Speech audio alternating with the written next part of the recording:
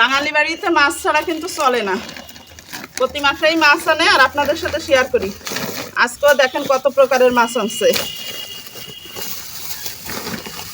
এই যে এটাকে বলে গ্লাস কাপ মাছ, আর এখানে আনছে নদীর চিংড়ি মাছ।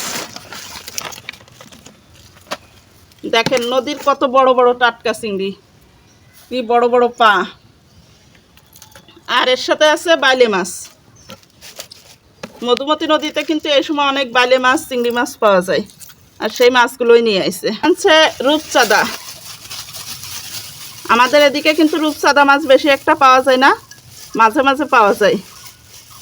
জালের মাছ বিলে কিন্তু এখন পানির বর্ষার মৌসুমে যে জালের মাছ আনছে, কই মাছ, শিং মাছ।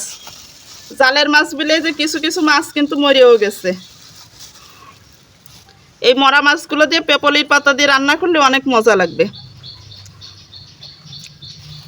আগের দিন বড় এক পাঙ্গাস আনিছিল, কাটতে অনেক সমস্যা হয়েছিল, এই জন্য আজকে কাটিয়ে আনছে। এটা হচ্ছে রুই মাছ।